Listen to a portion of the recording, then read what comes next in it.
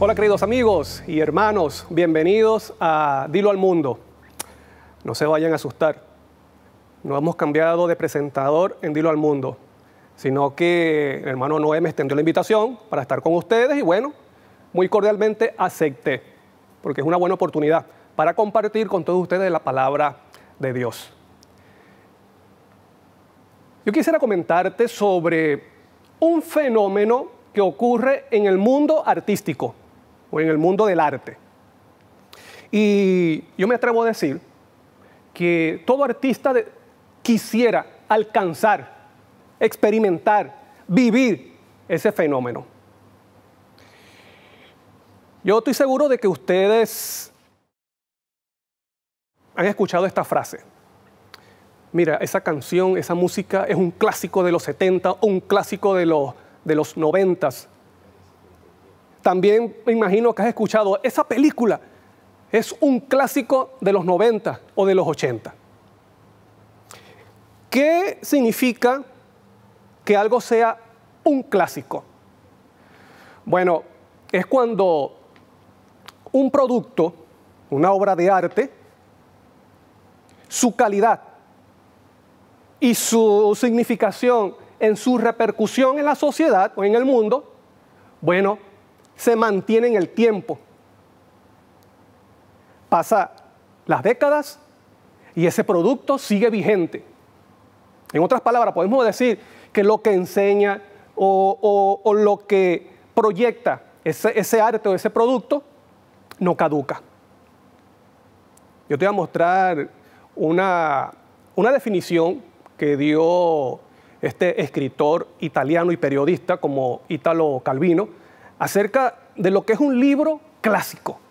Mira, y todo artista, repito, quisiera poder experimentar eso, vivir eso, que su producto, que su arte se mantenga en el tiempo. Y una de las características de un clásico es que no pasa de moda. ¿Ves? Su información se mantiene, se levantan modas, pero el producto, este producto sigue vigente, por eso se convierte en un clásico. Y yo me imagino que tú puedes imaginarte ahora qué película es un clásico o qué canción tú has escuchado y se mantiene en el tiempo, como si no pasara de moda.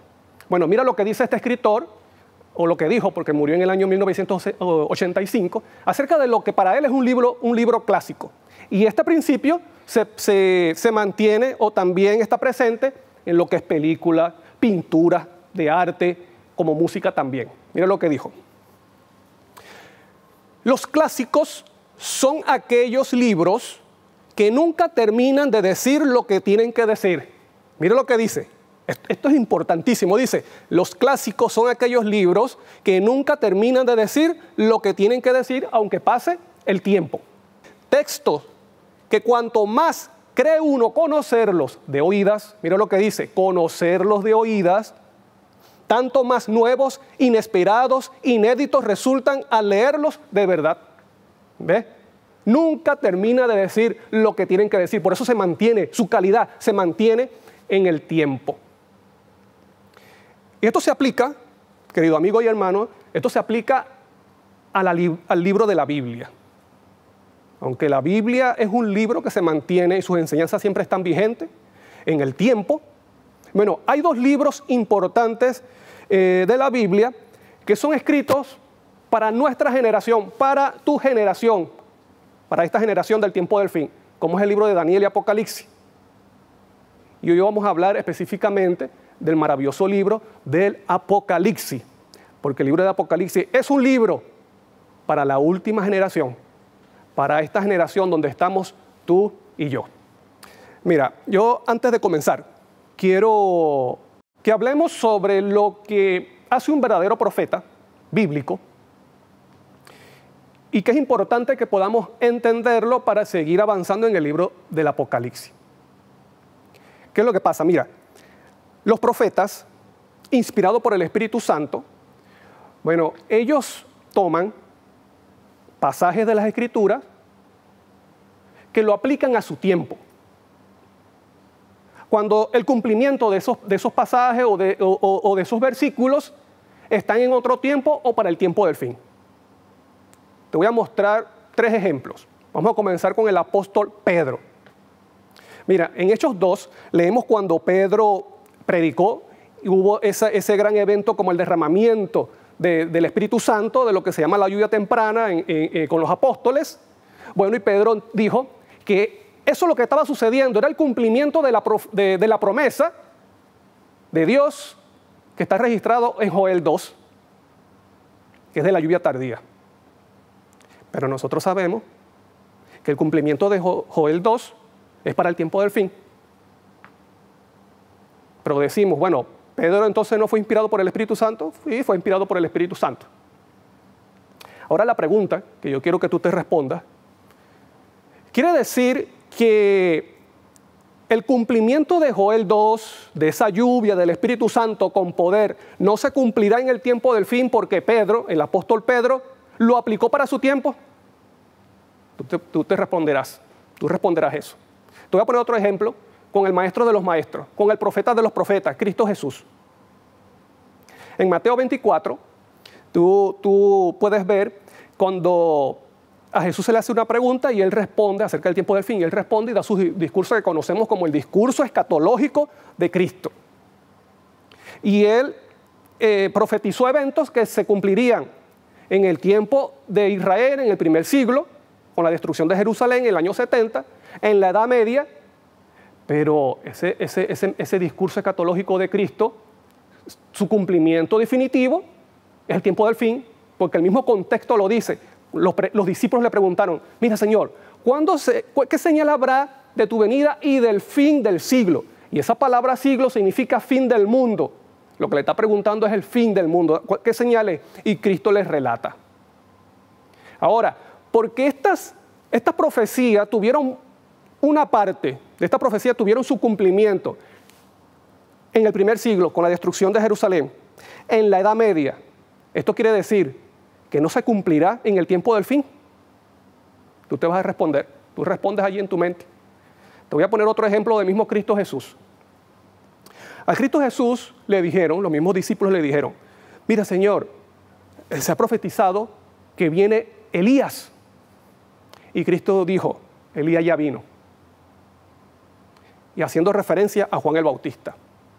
Y tú puedes leer esa profecía en Zacarías 4, que vendría el Elías, dice, antes del día de Jehová.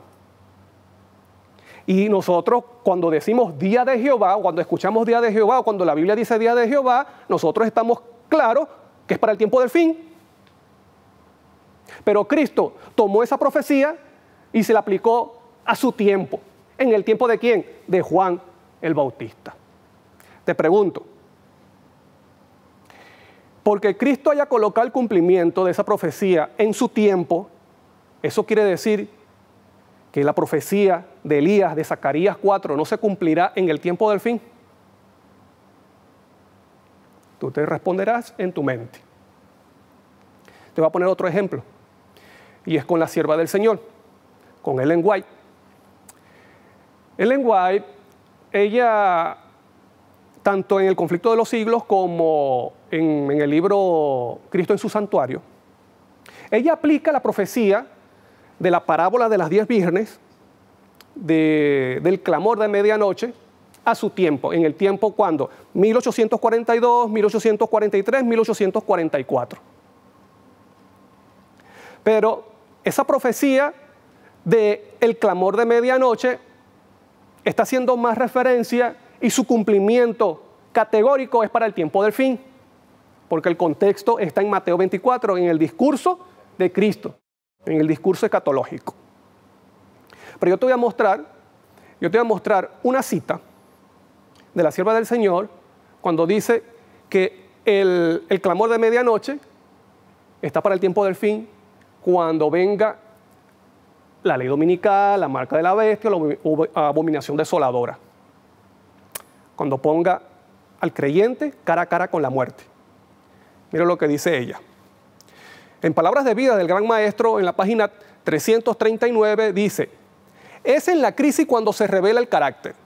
Cuando la voz fervorosa proclamó a medianoche, he aquí, el esposo viene, salí a recibirle, que ese es el clamor de medianoche, y las vírgenes que dormían fueron despertadas de su sueño, se vio quién había hecho la preparación para el acontecimiento. ¿Estás viendo? La preparación para el acontecimiento. El clamor de medianoche es un evento, un acontecimiento, el cual será la señal para el pueblo de Dios para saber de que los eventos finales de este mundo han comenzado a suceder. Y esos eventos comenzarán a ocurrir hasta la venida de Cristo Jesús. Ese es el clamor de medianoche. Es una señal para el pueblo de Dios. Ambas clases fueron tomadas desprevenidas, pero una estaba preparada para la emergencia y la otra fue hallada sin preparación. Así también hoy en día, una calamidad repentina, mira lo que dice, una calamidad repentina es un evento, es un acontecimiento, algo que pone al alma cara a cara con la muerte, demostrará si uno tiene verdadera fe en la promesa de Dios, mostrará si el alma es sostenida por la gracia. La gran prueba final viene a la terminación del tiempo de gracia, cuando será demasiado tarde para que la necesidad del alma sea suplida, lo que pasó con las vírgenes insensatas. Estamos viendo, aunque la sierva del Señor dijo que el clamor de medianoche se cumplió en su tiempo, pero también el clamor de medianoche es un evento del tiempo del fin y este es el cumplimiento categórico definitivo de esa profecía antes de la venida de Cristo Jesús. Pero esto tiene una finalidad.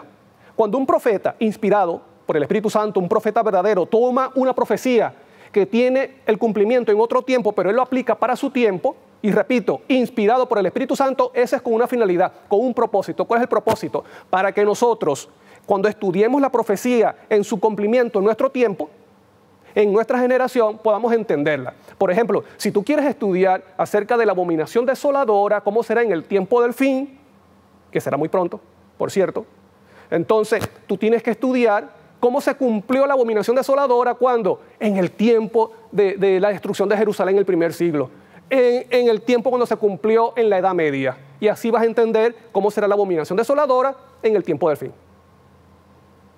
Si tú quieres entender cómo será el clamor de medianoche para el tiempo del fin, para nuestro tiempo, tenemos que entonces también estudiar cómo fue el clamor de medianoche en el pasado. Con esa intención, entonces, los profetas, o Dios permite, inspira a los profetas a que puedan tomar esas profecías y aplicarlas a su tiempo. Pero eso no quita, repito, eso no quita que esas profecías tengan su cumplimiento definitivo, total, categórico, para el tiempo del fin. Vamos a ver la importancia que tiene el libro de Apocalipsis para nuestra generación, para nuestro tiempo. Yo no sé si tú has conocido esto o has meditado en la importancia que tiene, la relevancia que tiene este maravilloso libro para el tiempo en que estamos nosotros, para este tiempo. Y vamos a ver en la Review and Herald, los comentarios de la sierva del Señor, y también unas citas de mensajes para los ministros. Mira lo que dice la Review and Herald. Septiembre 25 del año 1883, esta está en inglés, la conseguí y aquí se la presento. Dice, en la Escritura se presentan verdades que se relacionan especialmente ¿con qué? Con nuestro tiempo. Repito, en las Escrituras se presentan verdades que se relacionan especialmente, mira lo que dice, especialmente con nuestro tiempo, hasta el periodo justo antes de la aparición del Hijo del Hombre. ¿Qué es eso? La segunda venida de Cristo, el fin de este mundo. Los periodos proféticos de Daniel, que se extienden hasta la víspera de la gran consumación, arrojan un torrente de luz sobre los acontecimientos que suceden. Entonces, ¿qué es lo que está diciendo aquí? Mira las palabras que ella utiliza. Un torrente de luz. ¿Sabes lo que significa la palabra torrente? Un torrente es algo que vierte mucha cosa, mucho, una abertura, o, por ejemplo, un torrente de agua, mucha agua. Pero dice que la Biblia tiene un torrente de luz para este tiempo, para el tiempo en que estamos viviendo. Dice, seguimos leyendo, el libro de Apocalipsis, mira lo que sigue diciendo, esto es importante, el libro de Apocalipsis también está repleto, mira la palabra que utiliza, torrente, repleto.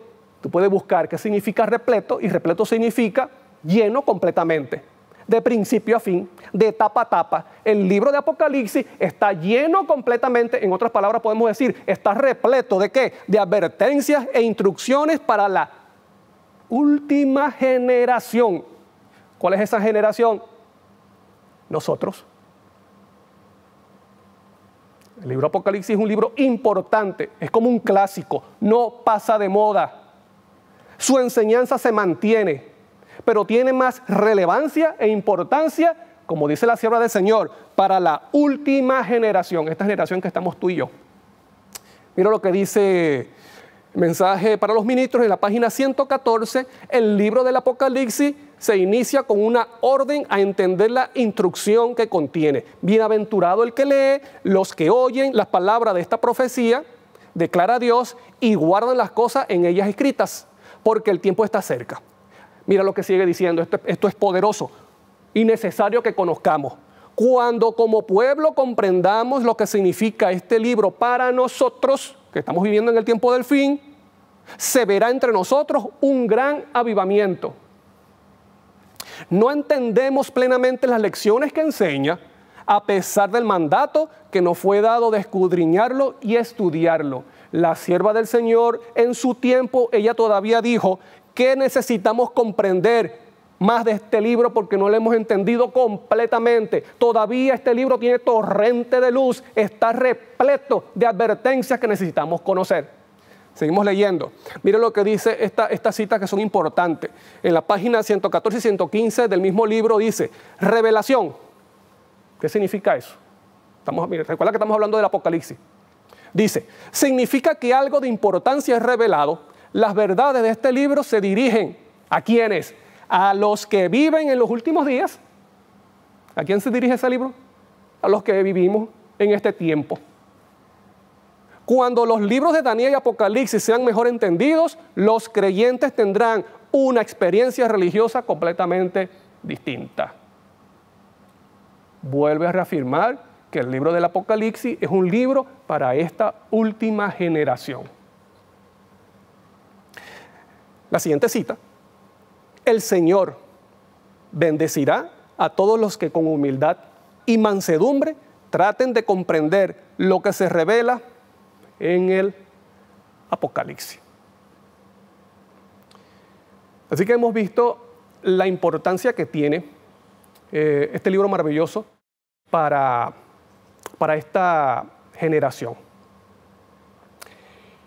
Vamos a ver la siguiente parte, cómo está escrito el Apocalipsis. Mira, el Apocalipsis está escrito de una forma que es un estilo que se denomina quiasmo. ¿Qué es el quiasmo? Bueno, el quiasmo es una forma de escritura, de escribir, que la primera parte tiene una relación con la última, la segunda con la penúltima, la tercera con la antepenúltima y así sucesivamente. Y hay un mensaje importante en el centro, ¿ves? En el centro del tema. En el centro hay un punto importante, por eso se le dice quiasmo. Y el libro de Apocalipsis está escrito a este estilo. Vamos a ver cuál es la parte importante de este libro. Hay unas profecías que nosotros conocemos del Apocalipsis. Las profecías son 7 iglesias, 7 sellos, 7 trompetas. Luego viene lo que los teólogos denominan como ira de las naciones. Vemos también luego la ira de Dios, las 7 victorias de Cristo y las características de la Nueva Jerusalén. Pero estas se relacionan. Mira, en el medio de esas profecías encontramos el punto central, que es el clima. Entonces comenzamos a ver cómo se relacionan estas profecías y nos muestra cuál es el tema central de Apocalipsis. Por ejemplo, las 7 iglesias se relacionan con la Nueva Jerusalén. ¿Por qué? Porque las 7 iglesias mencionan características de la Nueva Jerusalén. Por ejemplo, siempre a los que venzan, Dios promete o Cristo promete una bendición de la Nueva Jerusalén. A los que venzan, le haré columna en el templo de mi Dios. A los que venzan le daré un nuevo nombre. A los que venzan comerá del árbol de la vida. ¿Me explico? Entonces, tú puedes ver allí que como también en la Nueva Jerusalén se dice que no entrará ninguna cosa inmunda o que cometa pecado. Y uno de los llamados importantes que Cristo le hace a la siete iglesias es vencer el pecado, arrepiéntete. Y dice, al que venza ¿qué? Al que venza el pecado, la carne, el diablo, las pasiones. La siguiente profecía son los 7 sellos y tienen mucha relación con las 7 victorias de Cristo. Yo te invito a que tú estudies los 7 sellos, estudiando juntamente con las 7 victorias de Cristo y vas a entender muchas cosas. Así como también las 7 trompetas se estudia ¿con cuál? Con las 7 copas de la ira de Dios o las 7 plagas. ¿Por qué? Porque se relacionan. Hay un paralelismo. ¿Sí? Igualmente sucede con los 7 sellos y con las 7 victorias de Cristo. Ahora vamos a ver cuál es el clima, cuál es el punto central del libro del Apocalipsis. Es lo que se denomina como la ira de las naciones, que va desde Apocalipsis 12 a Apocalipsis 14, que son unos capítulos bien conocidos. ¿Te recuerdas? El dragón persiguiendo a la mujer en Apocalipsis 12, Apocalipsis 13, el surgimiento de estas bestias del mar y de la tierra, y Apocalipsis 14, que es el mensaje de los 3 ángeles que se dará, es el último mensaje que se dará a esta tierra. Y luego vemos a estos redimidos que dice que están en ese enlosado como un mar de vidrio mezclado con fuego, vindicando el nombre de Dios y cantando el cántico del Cordero. Pero yo quiero decirte también que estas profecías ocurren antes del fin de la gracia y esta ocurre es después del fin de la gracia. Y aunque están separadas por ese evento, por el fin de la gracia, tienen relación. Hay un paralelismo que nos lleva ¿a dónde? A la ira de las naciones, que está enmarcado en lo que es la expiación. Pero yo quiero decirte algo que yo he visto que muchos predicadores o que enseñan la palabra como que no se dan cuenta de esto o no lo quieren aceptar. Y es que la expiación inunda, llena todo el libro del Apocalipsis, de tapa a tapa, y lo vamos a ver dentro de un momento. Y estas profecías del libro de Apocalipsis están enmarcadas dentro de las fiestas solemnes del santuario. Por ejemplo, las 7 iglesias están marcadas en lo que es la Pascua, limpieza del pecado, de la levadura del pecado, por eso se le dice, vence. En los 7 sellos están marcados en la siguiente fiesta solemne: el Pentecostés, el derramamiento del Espíritu Santo, el sellamiento. Por eso que tú ves en los 7 sellos, dice que hay un cordero que tiene 7 ojos, que son los 7 espíritus de Dios enviados a la tierra. ¿Ves? Lluvia tardía. Las 7 trompetas, bueno, las 7 trompetas. Y luego viene la ira de las naciones, que es expiación. ¿Por qué se le dice ira de las naciones? La ira de las naciones no es porque haya guerra entre ellas. Es por el cumplimiento de la profecía que Satanás utilizará a los impíos, al poder político y al poder religioso para irse en contra del pueblo de Dios. Por eso que tú ves en el mensaje del segundo ángel, dice que ha caído Babilonia. ¿Por qué? Porque ha hecho beber a las naciones del vino del furor, ¿ves? Del vino de la ira de su fornicación. No es la ira de Dios. Es una falsa doctrina que produce ira en aquel que toma. ¿Contra quién? Contra el pueblo de Dios. Y en Apocalipsis 13 también te dice que esa bestia le dará la guerra a los santos. En Apocalipsis 11 dice que se levantará y saldrá el rey del norte para matar a muchos. Eso es lo que significa. Pero esa profecía está enmarcada ¿qué? En expiación. Luego vemos las 7 copas de la ira de Dios, que forma parte también de la expiación, la parte final de la expiación. Vemos las 7 victorias de Cristo, que es entrando a la fiesta de los tabernáculos, que es un preludio, que es un preludio ¿a cuál? A los tabernáculos, que es la nueva Jerusalén, los redimidos morando ya en la patria celestial. Pero la expiación, vuelvo y repito, es la esencia, es la base o es la esencia del libro del Apocalipsis. Desde el primer capítulo vemos Apocalipsis en expiación. Entonces, cuando vemos el cumplimiento de esta profecía de acuerdo a las fiestas solemnes del santuario, vemos su cumplimiento histórico. Claro, tuvo un cumplimiento histórico, no se puede negar. Pero hay una realidad importante de este libro que tampoco podemos cerrarnos y pasarlo desapercibido como que no fuera verdad. Hay una realidad con el libro de Apocalipsis y es que su esencia es expiación. Por lo tanto, nos está enseñando que tiene un cumplimiento escatológico. Porque si las siete iglesias tuvo un cumplimiento local en el tiempo de Juan, en la iglesia que estaba en Asia, tuvo un cumplimiento también en la historia de la era cristiana. Bueno, también estas siete iglesias tienen un cumplimiento escatológico. ¿Cómo lo podemos ver?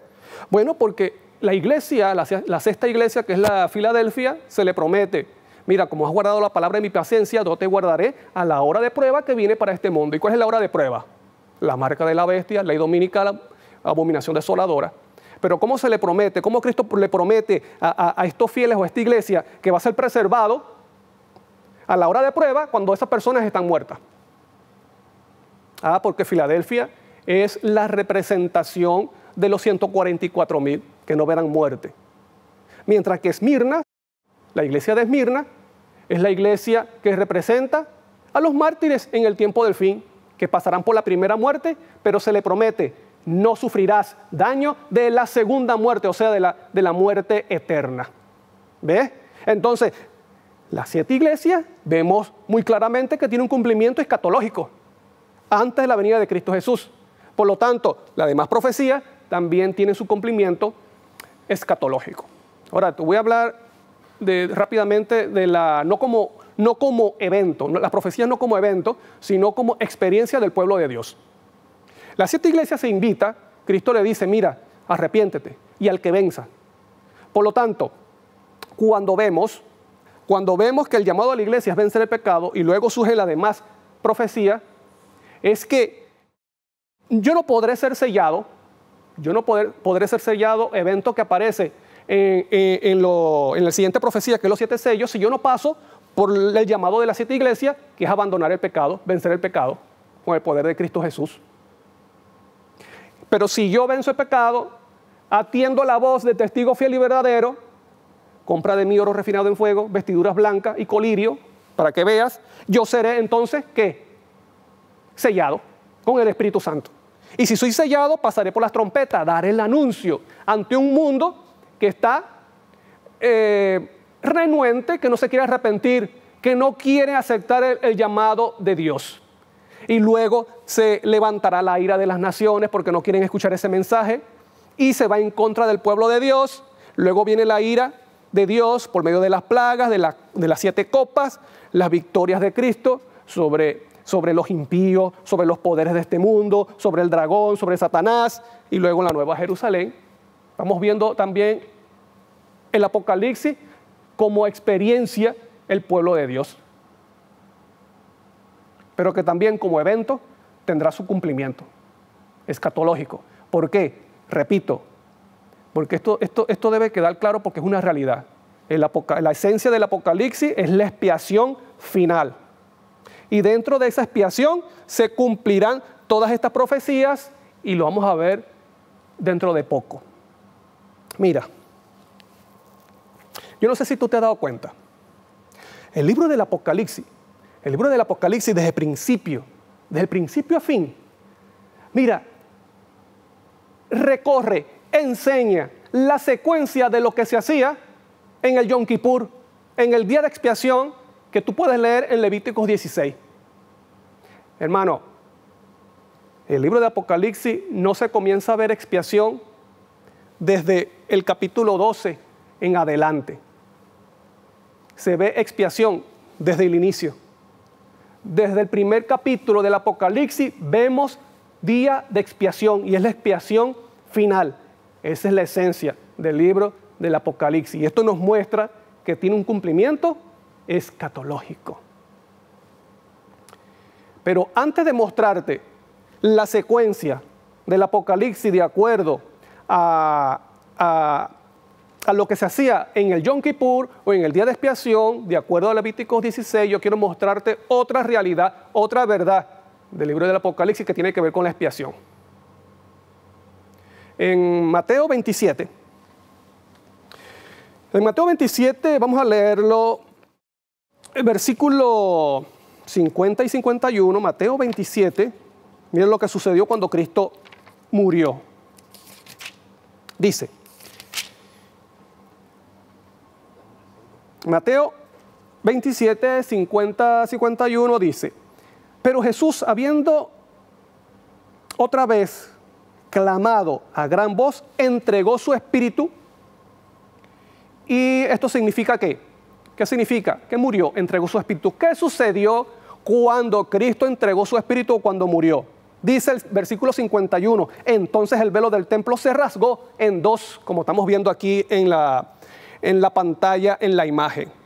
Ese velo, que era muy largo, por cierto, dice que fue roto. La misma Biblia dice, mira cómo dice, el velo del templo se rasgó en dos, de arriba abajo. La tierra tembló, las rocas se partieron. Esto está enseñando una verdad importante del santuario. ¿Quién rompió ese velo? Primeramente, un velo que era grueso para poder mantenerse así colgado. Segundo, ¿quién rompió ese velo?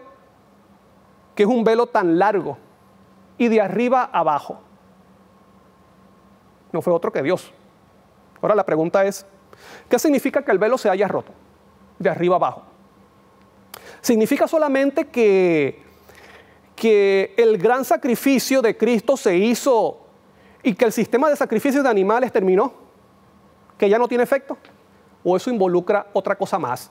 Bueno, si decimos que solamente significa que el sistema de sacrificio de los corderos o de los animales ya terminó, entonces la pregunta es, ¿por qué Cristo no destruyó o no quebró el altar de sacrificio? ¿Por qué tuvo que hacer el velo? Si el sacrificio de los animales se hacía en el altar de sacrificio y los animales o este sistema de sacrificio ya caducó, ya no tenía que hacerse más, bueno, lo más lógico es que Dios hubiese destruido el altar de sacrificio. ¿Qué significa que se haya roto entonces el velo? Bueno, significa, además de que Cristo cumplió el gran sacrificio y que ya quedó sin efecto los sacrificios de los animales, esto nos enseña también la realidad de que el sacrificio de Cristo abrió el camino en el santuario celestial hacia el lugar santísimo. Ya no hay velo. Lo que ocurre en el cielo ocurre en la tierra, dijo Cristo Jesús. Por lo tanto, si el velo se rompió en el templo terrenal, quiere decir que también se quitó ¿dónde? En el celestial. Bueno, y esto no significa que la purificación del santuario haya comenzado en el año 31 cuando Cristo ascendió. Yo creo firmemente que Cristo, cuando asciende al cielo, comienza su obra intercesora y luego en el año 1844, de acuerdo a las profecías de Daniel y Apocalipsis, bueno, comenzó la purificación del santuario. Y esto lo podemos ver en cumplimiento, o lo que tiene que ver el cumplimiento histórico de esta profecía. Pero la obra de Cristo en el santuario, lo que yo quiero mostrar con esta realidad de Apocalipsis es que la obra intercesora de Cristo, tanto la obra intercesora en el año 31 hacia adelante y luego en la purificación del santuario, no depende de la existencia de un velo. Solamente hace referencia a una obra que ha comenzado Cristo. Cristo comenzó una obra en el año 31 cuando ascendió al cielo y luego comenzó otra en el año 1844 con el fin de los 2300 años. Entonces, tenemos un cumplimiento, ¿ve? Un cumplimiento histórico. Pero lo que estamos hablando en estos momentos es del cumplimiento escatológico del libro de Apocalipsis. Ya no hay velo en el santuario. Ya no hay dos compartimientos, es un solo compartimiento que existe. Yo te voy a decir qué significa el velo. Mira, el velo significa, bueno, te voy a decir el propósito. En Levíticos 16 se dice que el velo es para proteger a los sacerdotes para que no fueran consumidos por la gloria de Dios, que estaba ¿dónde? En la Shekinah. Pero El velo no solamente significa eso, el velo también significa o representa el pecado que nos separa de Dios. ¿Qué es lo que separaba a los sacerdotes? El sacerdote entraba en el santuario, el sacerdote entraba en el santuario terrenal, y ¿qué era lo que lo separaba? ¿Qué era lo que lo alejaba de la Shekinah para que no fuera consumido? El velo. ¿Qué ha cometido el ser humano que lo separa de Dios? El pecado. Por lo tanto, el velo servía para proteger al ser humano de la gloria de Dios para que no fuera consumido, pero ese velo también representa la separación del ser humano, pecador, caído ante Dios. Lo vamos a leer en Romanos. Mira lo que dice Romanos 3:23. Por cuanto todos pecaron y están destituidos de la gloria de Dios, están alejados, están separados, están destituidos. Eso es lo que significa también esa palabra. Isaías 59:2, hablando también de nuestras iniquidades, de nuestros pecados, dice: pero vuestras iniquidades han hecho ¿qué cosa? División o separación entre vosotros y vuestro Dios, y vuestros pecados han hecho ocultar de vosotros su rostro para no oír. ¿Qué significa el velo? El velo es la separación, es el pecado que nos separa de Dios. Ahora te voy a decir una cosa importante: el sacrificio de Cristo, su obra maravillosa, querido amigo y hermano, ha quitado el pecado. Mira lo que dice Colosenses 2:13-14. Y a vosotros, estando muertos en pecados y en la incircuncisión de vuestra carne, os dio vida juntamente con Él, perdonándoos todos los pecados, anulando. ¿Qué significa anular? Dejar sin efecto, borrar, eliminar el acta de los decretos que había contra nosotros, y muchos enseñan que esa es la ley de Dios. Esa no es la ley de Dios, esos son los pecados que están registrados contra nosotros y nos apuntan, que nos condenan. Dice: anulando el acta de los decretos que había contra nosotros, que nos era contraria, quitándola de en medio y clavándola en la cruz. Y si te queda alguna duda acerca de que eso es el pecado, vamos a leer Hebreos 9:26. Pero ahora, en la consumación de los siglos, se presentó una vez para siempre por el sacrificio de sí mismo para quitar de en medio el pecado. Eso es lo que sucedió cuando se rasgó el templo. Él quitó la separación, quitó el pecado. ¿Sabías tú que los pecados, una de las formas como se transfería el pecado, los pecados al santuario, una era que el sacerdote se comiera un trozo de carne, así se transfería también los pecados. Y otro era que tomaban sangre del cordero, de ese animalito o del becerro, y la rociaban en el velo. ¿Ves? ¿Y qué significaba? ¿Por qué esa sangre se rociaba en el velo? Porque ahí quedaba registrado simbólicamente el pecado de los impenitentes. Y cuando se purificaba el santuario, se purificaba el velo, los pecados eran borrados. Lo que ocurría en el día de expiación, en el Yom Kippur. Ahora cuando entonces se rompe el velo, ¿qué pasa? ¿Qué significa eso? Se elimina el pecado. Ahora podemos decir, por eso dice claramente la Biblia, quitándola de en medio, esa acta de decretos que eran contrarios a nosotros. Bueno, esto no quiere decir que no haya un registro en el cielo de nuestros pecados. Lo que está diciendo aquí es que Dios, Cristo, por su sacrificio, querido amigo y hermano, Cristo por su sacrificio nos ha dado ese poder para que esos pecados no nos dominen a nosotros, como dice también Hebreos 9:15 dice: la sangre de Cristo Jesús, dice, que limpia nuestra conciencia o purifica nuestra conciencia de obras de muerte, obras muertas, que significa obras que llevan a la muerte. ¿Estás viendo? Entonces podemos decir que Cristo quitó el pecado, pero esto significa que Cristo quitó el velo, lo que ocurrió en Mateo 27 que leímos 51. Quiere decir que en el cielo no hay velo. Te lo confirmo con otros versículos más.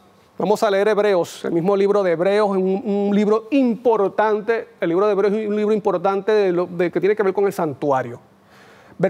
Capítulo 10, versículo 19 a 21 dice: así que, hermanos, teniendo libertad para entrar en el santuario por la sangre de Jesucristo, por el camino nuevo y vivo que Él nos abrió a través del velo, esto es de su carne, y teniendo un gran sacerdote sobre la casa de Dios. Está hablando del santuario celestial. Cristo dice por medio de su cuerpo, ese velo también representa el cuerpo quebrantado, el cuerpo roto de Cristo. Cuando Cristo cumplió la profecía de su sacrificio, ¿qué pasó? Ya quitó la separación, podemos allegarnos tranquilamente al trono de la gracia, entrar al lugar santísimo. En el cielo no hay velo. Es un solo departamento, un solo espacio. En Apocalipsis 8:3, que es el libro que estamos leyendo, mira lo que dice. Otro ángel vino entonces y se paró ante el altar. ¿Y sabes tú cuál es este altar? Este altar es el altar de incienso. Si tú te recuerdas, tú puedes leer que en la Biblia, en Levíticos y en Éxodo, te dice que ese altar también estaba en el lugar santo. Cuando estaba el velo, dice que este altar estaba en el lugar santo, frente al arca. Pero este altar se separaba del arca por el velo. ¿Por qué? Para que el sacerdote no fuera consumido por la gloria de Dios. Ahora, mira lo que dice aquí Apocalipsis con el altar del incienso. Otro ángel vino entonces y se paró ante el altar con un incensario de oro. Tal vez este ángel es Cristo Jesús, como sumo sacerdote. Y se le dio mucho incienso para añadirlo a las oraciones de todos los santos sobre el altar de oro. ¿Que estaba dónde? Que estaba delante del trono. ¿Estás viendo? Entonces, el mismo libro del Apocalipsis nos muestra que no hay velo. El sacrificio de Cristo ha quitado esa separación. La esencia de Apocalipsis es expiación. Es un solo departamento, es un solo espacio donde Cristo está, en el cielo. Ahora, te voy a mostrar lo que dice, cómo es confirmado por la sierva del Señor, esta verdad del velo. Mira lo que dice el mismo libro de Testimonio para los Ministros en la página 114, dice: nos encontramos en el lugar santo de las cosas sagradas con el velo, ¿cómo? Con el velo quitado. Lo dice la sierva del Señor. No hemos de estar afuera, hemos de entrar. Nos acercamos al tiempo, mira lo que él sigue diciendo, esto es importante también, nos acercamos al tiempo en que las profecías del libro del Apocalipsis han de cumplirse. No te está diciendo la mitad del libro, te está diciendo las profecías del libro del Apocalipsis han de cumplirse. ¿Por qué? Porque leímos al principio, el libro de Apocalipsis está repleto. ¿Qué significa repleto? Lleno, completamente lleno, de principio a fin, de profecías y advertencias que debemos conocer en este tiempo, porque el libro del Apocalipsis es ¿para quién? Para la última generación. Voy a leer Apocalipsis 4:1 y mire lo que dice, que también es una verdad que nos confirma esta realidad. Apocalipsis 4:1 dice: después de esto miré, he aquí una puerta abierta en el cielo. Una puerta abierta.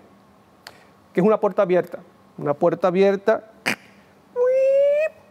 se abrió, tú puedes entrar. No hay separación, es una puerta abierta. Juan está allí viendo la visión y dice: después de esto miré, he aquí una puerta abierta en el cielo, y la primera voz que oí, como de trompeta, hablando conmigo, dijo, que está haciendo referencia a la voz del primer capítulo, que era Cristo Jesús, dijo: sube acá, yo te mostraré las cosas que sucederán después de esta. Y las cosas que se refieren a después de estas está haciendo referencia a las 7 iglesias. Por eso, como te dije hace un momento, cuando el pueblo de Dios cumpla el llamado de las 7 iglesias, se cumplirá lo siguiente: el sellamiento, el anuncio a este mundo renuente, la ira de las naciones vendrá, así sucesivamente, las profecías se cumplirán hasta la venida de Cristo Jesús, las cosas que sucederán después de esta. También tiene una aplicación en lo que es en lo histórico. Después del tiempo de la iglesia y la Odisea. ¿Qué significa la Odisea? El pueblo juzgado, el pueblo que está en juicio. Entonces llega esta profecía y dice: mira acá y te mostraré, ven acá y te mostraré las cosas que sucederán después de esta. Y las escenas de Apocalipsis 4 y 5, que está haciendo referencia a esa profecía, que es juicio, se cumple. Llegamos al tiempo de la Odisea y es un tiempo donde dice que el pueblo está siendo juzgado.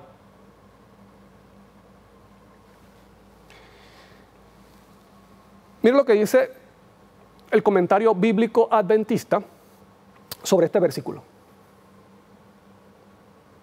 ¿Por qué enfatizo esto? ¿Por qué enfatizo esto? Muchas personas colocan Apocalipsis 4 y Apocalipsis 5 cuando Cristo ascendió al cielo en el año 31. Estamos hablando del primer siglo. Y este versículo dice claramente, amigo y hermano, Cristo le dice a Juan, ven acá, sube acá y te mostraré las cosas que sucederán, y lo está invitando a un lugar. Lo está invitando a un lugar y ahorita vamos a ver a qué lugar es. Entonces, muchas personas colocan Apocalipsis 4 y 5 en el primer siglo, en el año 31 cuando Cristo ascendió al cielo. Pero muy claramente no es invento mío. La Biblia lo dice, ven acá, le dijo, ven acá y te mostraré las cosas que sucederán después de estas. ¿Cuándo escribió Juan el libro del Apocalipsis? Terminando o finalizando el primer siglo. 96, 97, en el año aproximadamente, 95, 96, 97. Pero muchos colocan esto en el año 31. Estamos hablando más de 60 años después. Si nos mantenemos en esta postura, hay un problema cronológico. ¿Por qué? Porque Cristo ascendió al cielo en el año 31 y Juan está recibiendo esta invitación. Ven acá y te mostraré las cosas que sucederán después de esta. No está diciendo antes, le está diciendo después que sucederán después de esta, de las 7 iglesias. ¿Ves? ¿A qué lugar lo está invitando? Juan recibe la invitación a que suba hacia dónde. Mira lo que dice el comentario bíblico adventista sobre Apocalipsis 4.1. No que conducía al cielo, como si Juan estuviese afuera mirando hacia adentro. Como al mirar hacia adentro contempló el trono de Dios, esta debe haber sido una puerta que conducía a la sala del trono del universo. Claro, porque Apocalipsis 4 y 5 te muestra que ahí estaba el trono de Dios. Los ancianos sentados en los tronos. Y luego aparece el Cordero de Dios, Cristo Jesús. Esta sala del trono ha sido identificada como el lugar santísimo del santuario celestial. Y Apocalipsis 4 te dice, hay una puerta abierta. Si esa puerta está abierta y conduce al lugar santísimo, te pregunto, ¿hay velo? La puerta está abierta. Apocalipsis es expiación final. Ahora, teniendo presente esto, vamos a ver entonces la secuencia en el Apocalipsis, o vamos a ver cómo muestra Apocalipsis la secuencia de lo que hacía el sacerdote o el sumo sacerdote en el Yom Kippur o en el día de expiación, de acuerdo a Levíticos 16. Mira, Levíticos 16, versículo 4 dice, Dios le dice a Moisés, se vestirá la túnica santa de lino, o sea, el sumo sacerdote que era Aarón, pero no sabemos que no solamente era Aarón, también el sumo sacerdote que siguió después de Aarón tenía que hacer eso en el día de expiación, se vestirá de la túnica santa de lino. ¿Y esa vestidura de qué color era? Blanca. Y sobre su cuerpo tendrá calzoncillos ¿de qué? De lino. Y se ceñirá el cinto de lino. Y con la mitra de lino se cubrirá. Son santas las vestiduras, con ella de vestir después de lavar su cuerpo con agua. Ahora, vas a ver que desde el primer capítulo de Apocalipsis, cómo se presenta a Cristo, el sumo sacerdote. Hebreos dice que tenemos un sumo sacerdote en la casa de Dios. ¿Cómo se presenta Cristo en el primer capítulo de Apocalipsis? Dice Cristo vestido de lino como sumo sacerdote en expiación. Vamos a leerlo. Apocalipsis 1, no es 1.3, es 1.13. Dice, y en medio de los 7 candelabros, uno semejante al Hijo del Hombre, vestido de una ropa que llegaba hasta los pies y tenía el pecho ceñido con un cinto de oro. Así estaba vestido el sumo sacerdote Aarón en el día de expiación. Esta era la forma como se vestía el sumo sacerdote en el día de expiación. Vestido de lino completamente, ese lino era color blanco y dice un cinto. Así está Cristo presente desde el primer capítulo, Apocalipsis 1.13. Y también los ángeles, dice que salen del templo de Dios con las 7 copas. Miren cómo está vestido. En Apocalipsis 15, versículo 6, dice: del templo salieron los 7 ángeles con las 7 plagas, vestidos de lino limpio. ¿Ves? Estos ángeles estaban en el templo, en el santuario, y cómo salieron vestidos de lino resplandeciente y ceñido alrededor de su pecho con cinto de oro, como está vestido un sacerdote en el día de expiación. El siguiente versículo es el versículo 11 de Levíticos 16, dice: y hará traer Aarón al becerro que era para la expiación suya, y hará la reconciliación. Mira la palabra que utiliza: reconciliación por sí y por su casa. Quiere decir que en el día de expiación la familia de Aarón tenía oportunidad de hacer reconciliación, y el mismo Aarón. Y degollará en expiación el becerro que es suyo. Mira la palabra que utiliza: reconciliación, expiación. Una cosa que yo quiero mencionar es que el sumo sacerdote no solamente representaba a Cristo, también al pueblo de Dios. Cuando el sumo sacerdote cometía pecado, ¿quién recibía las consecuencias? El pueblo, la nación. Cuando el sumo sacerdote era obediente a Dios, era fiel, ¿quién recibía las bendiciones? La nación. Estamos viendo que también el sumo sacerdote representa al pueblo de Dios. Por lo tanto, en el día de expiación dice que había reconciliación con el pueblo de Dios. Y mira, también dice allí, por su casa, o sea, su familia. Repito, reconciliación, expiación. En el contexto de los 7 sellos, se menciona el sellamiento en el cual se hace con el Espíritu Santo y que se recibe al ser justificado. Y cuando soy justificado, dice, hay paz para con Dios, que es reconciliación. Yo quiero leer, que leamos, vamos a buscar allí mismo el contexto, en el contexto de los 7 sellos. Mira cómo está Cristo en Apocalipsis 7. Bueno, primero Apocalipsis 7:3 dice, y el capítulo 7 está en el contexto de los 7 sellos, o sea, del sellamiento. Dice, diciendo: no hagáis daño a la tierra ni al mar ni a los ángeles hasta que hayamos sellado en su frente a los siervos de nuestro Dios. Apocalipsis 7. Y en el mismo contexto de los 7 sellos, vamos a Apocalipsis 5, donde está Cristo. Mira cómo se presenta a Cristo aquí. En el versículo 6 dice: miré y vi que en medio del trono de los 4 seres vivientes y en medio de los ancianos estaba de pie un cordero como inmolado que tenía 7 cuernos, 7 ojos, los cuales son los 7 espíritus de Dios enviados por toda la tierra. Lluvia tardía, son los 7 espíritus de Dios enviados a toda la tierra. De esta forma se sella al pueblo de Dios con el Espíritu Santo. Tú fuiste sellado, dice Pablo, con el Espíritu Santo. Y el pueblo de Dios es sellado para dar el fuerte pregón, con la lluvia tardía para dar el fuerte pregón y soportar la gran tribulación. Pero yo quiero mostrarte lo que te dice Romano, lo que dice el apóstol Pablo sobre la reconciliación. Es importante lo que dice Pablo en Romanos, vamos a leer Romanos 5. Vamos a leer el versículo 1 y vamos a saltar a otros versículos del mismo capítulo 5. Dice, capítulo 5, versículo 1, justificados pues por la fe tenemos paz para con Dios por medio de nuestro Señor Jesucristo. No podemos tener paz para con Dios si no hemos sido justificados. ¿Y qué sucede cuando la persona es justificada? Mira lo que dice el versículo 5. Y la esperanza no nos defrauda, porque el amor de Dios ha sido derramado en nuestro corazón, en nuestros corazones, por el Espíritu Santo que nos fue dado. Ha sido justificado, dice, tenemos paz para con Dios, que significa paz, reconciliación, y se le da el Espíritu Santo. Mira lo que vamos a leer ahora los versículos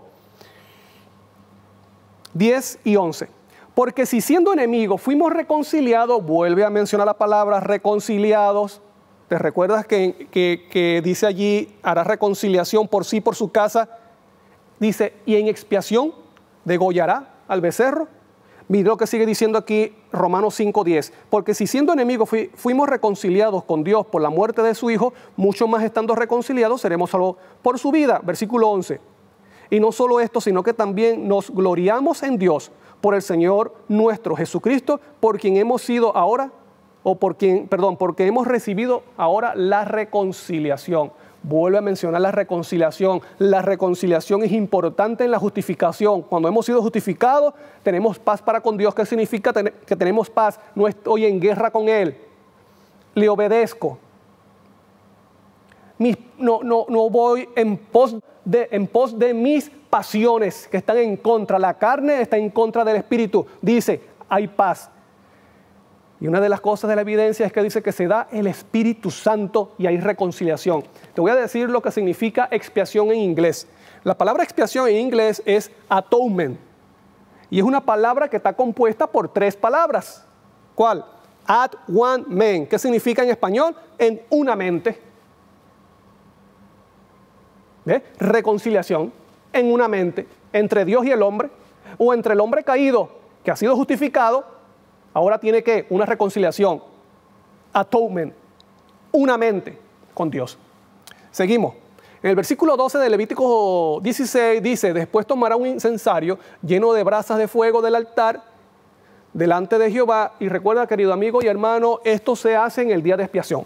Dice, después tomará un incensario lleno de brasas de fuego del altar delante de Jehová y sus puños llenos de perfume aromático molido y lo llevará detrás del velo. Ahora, nosotros podemos ver que mismo allí en Apocalipsis dice, en el contexto de las 7 trompetas, un ángel con incensario, lo vamos a leer allí en Apocalipsis 8, dice que hay un ángel que se presenta con un incensario y toma fuego del altar. Dice Apocalipsis 8, 3 al 5. Otro ángel vino entonces y se paró ante el altar con un incensario de oro, lo mismo que vemos en Levítico 16 en el día de expiación. Y esto lo está haciendo un sumo sacerdote. ¿Estás viendo cómo se recorre el sumo sacerdote en el día de expiación en el lugar santo? Él hacía también su oficio en el lugar santo. Y dice, y se le dio mucho incienso para añadirlo a las oraciones de todos los santos sobre el altar de oro que estaba delante del trono. Sobre el altar de oro que estaba delante del trono. No hay velo. El humo del incienso con las oraciones de los santos subió de la mano del ángel a la presencia de Dios. Este ángel es Cristo Jesús, nuestro intercesor. Y el versículo 5 dice, y el ángel tomó el incensario y lo llenó del fuego del altar, lo mismo que ocurre en el día de la expiación, y lo arrojó a la tierra y hubo truenos, voces, relámpagos y un terremoto. Estos son plagas con misericordia para llamar a un mundo que es renuente. Mientras el pueblo de Dios está predicando la última amonestación a este mundo, dice vestido de silicio, son el pueblo rechazado del mundo. Entonces Dios manda estos pequeños juicios locales para que estas personas se arrepientan, así como Cristo lo quería hacer con Faraón. Pero dice lamentablemente, y no se arrepintieron de sus obras. ¿Estamos viendo? Desde el primer capítulo se presenta un ambiente de expiación, y es la expiación final, es el cumplimiento escatológico de Apocalipsis. El versículo 14 de Levíticos 16 dice, tomará luego de la sangre del becerro y la rociará con su dedo hacia el propiciatorio al lado oriental. Hacia el propiciatorio esparcirá con su dedo 7 veces de aquella sangre. Así purificará el santuario a causa de las impurezas de los hijos de Israel, de sus rebeliones y de todos sus pecados. Ten presente esto, dice que se rociaba la sangre. ¿Cuántas veces? 7 veces. ¿Con qué intención? Para purificar, dice, de las rebeliones, de sus pecados. Y de la misma manera hará también el tabernáculo de reunión, el cual reside entre ellos en medio de sus impurezas. Entonces nosotros vemos en el contexto de la ira de Dios, que son las 7 copas de la ira de Dios, las 7 plagas, 7 ángeles vestidos de lino, como se vestía el sacerdote, el sumo sacerdote, con un cinto de oro, como Cristo en el capítulo 1, y tiene 7 copas. Tienen 7 copas con la ira de Dios, que es vino. ¿Y qué es ese vino? ¿Qué representa el vino? Sangre. Lo cual es la sangre que se derrama en la tierra y así purifica la tierra de los impíos y del pecado. Y eso lo puedes ver en Apocalipsis del capítulo 15 al capítulo 19. Cómo se mandan estos juicios de Dios y dice, destruye el pecado, destruye los impíos y los poderes de este mundo con la intención de purificar la tierra. ¿Ves? Y esto dice allí en Levítico 16 que también se rociaba 7 veces, así como hay 7 copas, ahí se rociaba 7 veces para purificar el tabernáculo de las impurezas, de los pecados del pueblo de Israel. Seguimos en el versículo 17, dice, ningún hombre estará en el tabernáculo de reunión cuando él entre a hacer la expiación en el santuario, hasta que él salga y haya hecho la expiación por sí, por su casa y por toda la congregación de Israel. Y recuerda esto, dice, nadie puede entrar. Pero mientras se está haciendo la expiación, ¿qué hacía este sumo sacerdote primero? Dice, hacía reconciliación, una expiación por sí y por su casa, que es su familia. Quiere decir que la reconciliación entra dentro de día de expiación, de lo que hacía el sacerdote en el Yom Kippur. Entonces dice que nadie podía entrar en el santuario mientras el sumo sacerdote estaba dentro.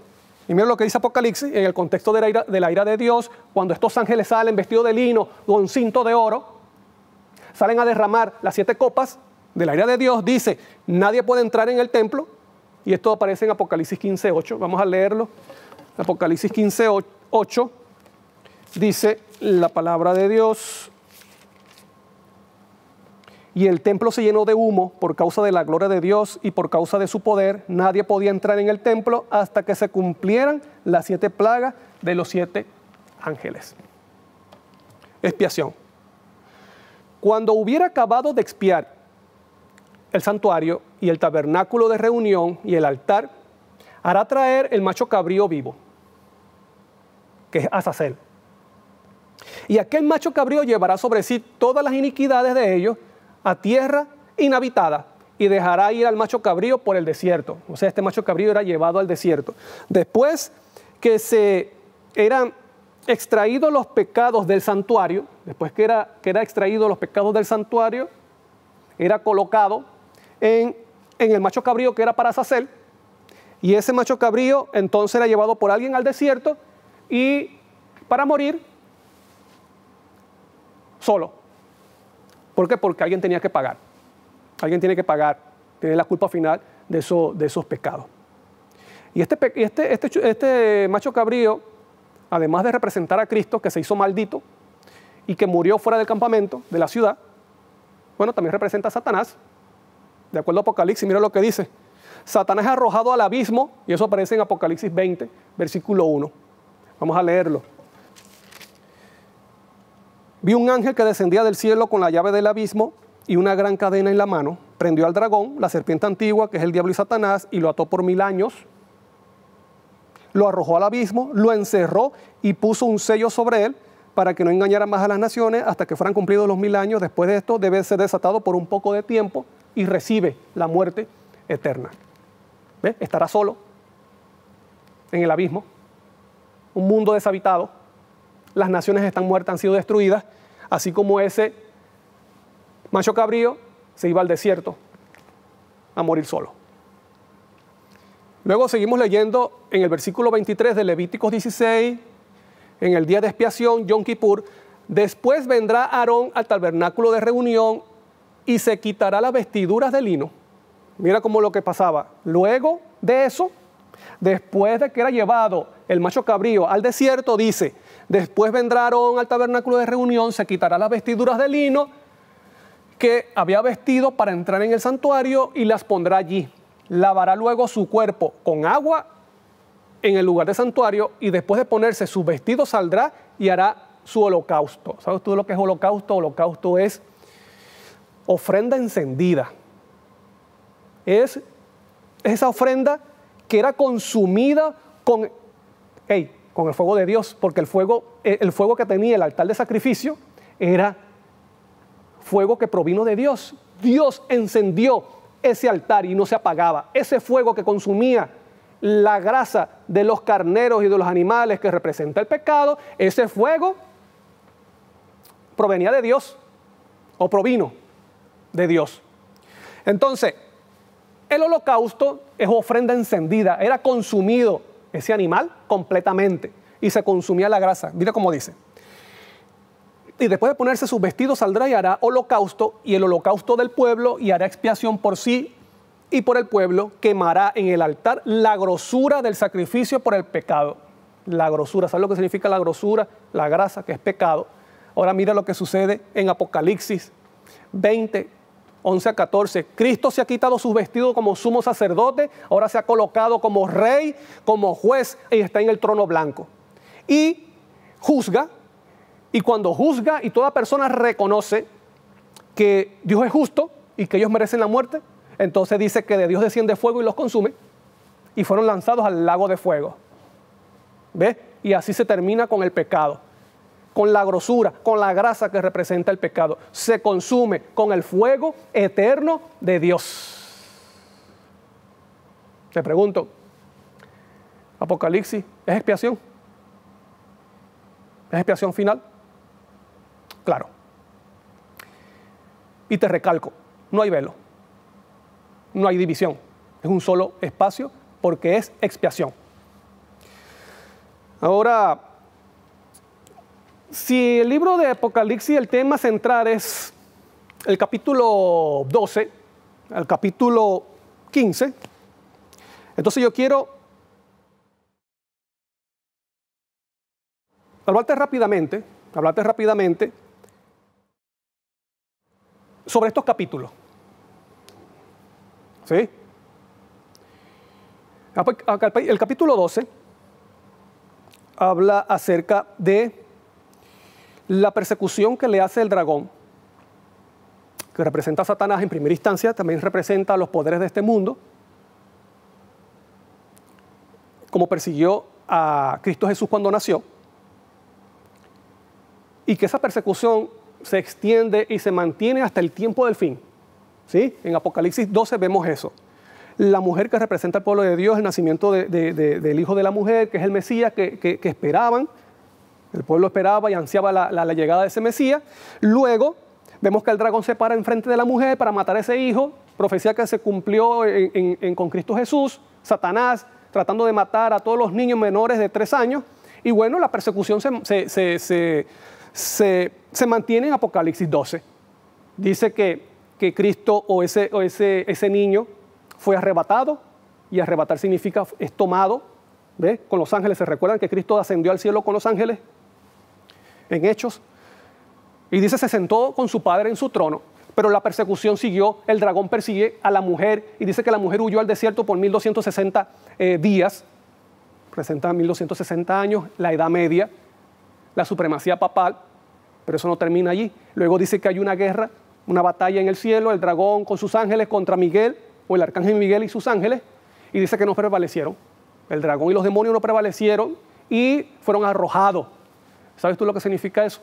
Es el juicio donde cuando el pueblo de Dios, los muertos vindiquen el nombre de Dios, dice ya Satanás sabe que le queda poco tiempo, por eso dice que se llena de ira, porque sabe que queda poco tiempo y vuelve a perseguir a la mujer. Y la mujer vuelve a huir, ¿a dónde? Al desierto, y el dragón arroja detrás de la mujer, dice, agua como un río, para llevarse a esta mujer. Pero la tierra ayuda a la mujer, o sea, el desierto, las montañas, los lugares solitarios, separados de la ciudad. Y luego dice que el dragón se llena de ira contra la mujer y le fue a hacerle la guerra al resto de la descendencia. ¿Qué significa resto de la descendencia? El resto es un grupo pequeño. El resto quiere decir lo que quedó. Tal vez han muerto los mártires, los que conforman la iglesia de Esmirna han muerto, pero queda un remanente. ¿Ves? Y dice que le hace la guerra a los que guardan los mandamientos de Dios y tienen el testimonio de Jesús.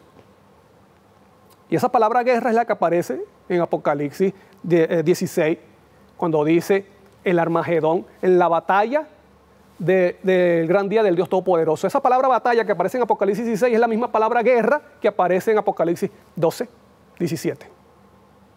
Ahora, entramos a Apocalipsis 13, cuando vemos entonces que el dragón, y eso es un punto importante, que el dragón, y estamos hablando y recuerda que estamos hablando es de los capítulos que muestran el tema central de Apocalipsis. ¿Me explico? Expiación. El mundo o los enemigos de Dios queriendo eliminar al pueblo de Dios. Pero Dios luego hace una limpieza de pecado en este mundo, la expiación final, destrucción de los impíos y de los pecados y las impurezas. Entonces, dice que el dragón persigue a la mujer, pero luego en Apocalipsis 13, esto es un detalle que no aparece en muchas de las versiones en español, pero en el original dice que el dragón se planta en la orilla del mar. El dragón se planta en la orilla del mar y luego Juan dice, y vi fuera del mar una bestia que ha subido. Cuando Juan está viendo la visión que el dragón persigue a la mujer, luego dice, y el dragón se plantó, porque no es Juan que se para en la orilla del mar, es el dragón, que es Satanás. ¿Lo recuerdas? Apocalipsis 12:9. Entonces dice, el dragón cuando persigue a la mujer, luego se planta en la orilla del mar, y Juan, vi fuera del mar, dice, vi fuera del mar una bestia que ha subido. ¿Qué característica tiene esta bestia? Bueno, esta bestia tiene unas características, es con 7 cabezas y 10 cuernos. Y en los cuernos tenía las diademas. O sea, que esta bestia que se levanta, ya se levanta con un poder. Porque los cuernos, de acuerdo a Apocalipsis 17, dice que son 10 reyes que no han recibido reino, pero dice que recibirán autoridad como por 1 hora y tiene un mismo propósito. Bueno, dice que reinarán juntamente con la bestia. ¿Ves? Nuevo orden mundial. Pero luego le darán autoridad a la bestia. ¿Ves? Entonces yo te voy a decir cómo dice en el original. En el original dice que el dragón se planta en la orilla del mar y Juan dice, vi fuera del mar una bestia que ha subido con 10 cuernos y 7 cabezas. Y dice, y con nombre de blasfemia también. Ok, o sea que es un poder político religioso. Eso lo deben saber ustedes. Pero sigue diciendo Juan, y la bestia que vi, mira lo que dice, ahí comienza a contar lo que está viendo. La bestia que vi era semejante a un leopardo, como vemos aquí, como un leopardo, sus pies de oso y su boca como boca de león. Y el dragón le dio su poder, y el dragón que representa a Satanás y representa también a las naciones, a los gobernantes que son enemigos de Dios y de la verdad y del pueblo de Dios.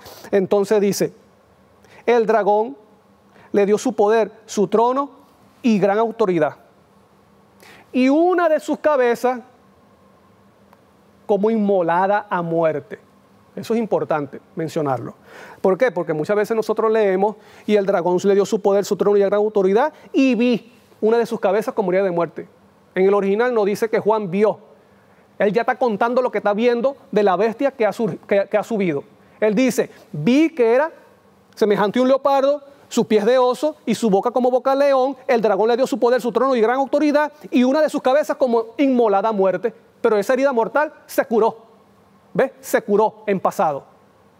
Quiere decir que esta bestia que se levanta ya con la herida, con una cicatriz, pero una herida sanada. Y el mismo capítulo 13 te lo confirma.